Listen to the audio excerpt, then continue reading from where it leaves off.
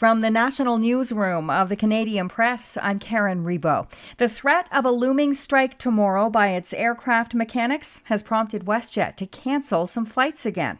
The Calgary-based airline says the Aircraft Mechanics Fraternal Association served another notice of strike action early yesterday as it struggles to get a collective bargaining agreement. As a result, WestJet announced last night that it has preemptively canceled 25 flights between Thursday and Friday. It says it took the action to ensure it can safely park its aircraft and so it won't strand any customers and crew. Thousands of doctors in England are staging their 11th walkout in a long-running dispute with the government over pay and working conditions. A big night of verbal sparring is coming up for U.S. President Joe Biden and former President Donald Trump. They will square off tonight on CNN in their first debate of the election campaign in what polls suggest is a very tight race. Canadian Press reporter Kelly Malone has more. President Joe Biden and former President Donald Trump last faced off in a debate in 2020. But this time, Mark Trussler, who's the director of data science at the University of Pennsylvania, says people are just much less interested. The debate is taking place early in the election cycle, but Trussler also says people just aren't excited by Trump or Biden. Part of the lack of interest in this campaign is just because people are not enthusiastic about the two candidates. Trussler says Democrats and Republicans are hoping the debate will light a spark of engagement. Kelly Malone, The Canadian Press, Philadelphia.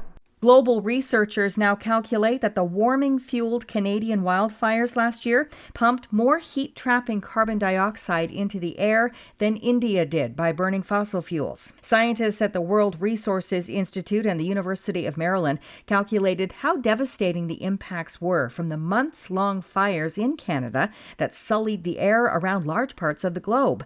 They figure the fires emitted 3.28 billion tons of carbon dioxide as 77,700 square kilometers of forest burned.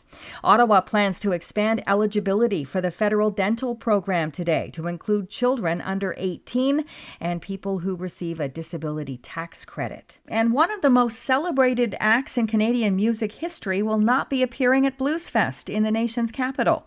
The 10-day music festival has announced Neil Young and Crazy Horse have canceled several upcoming appearances, including their Blues Fest show on July 11th.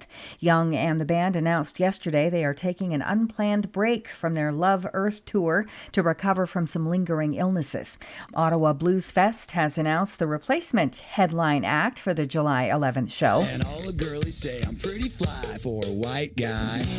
It's The Offspring. Among the American punk rock band's most popular songs are Pretty Fly for a White Guy and Come Out and Play. This is the Canadian Press.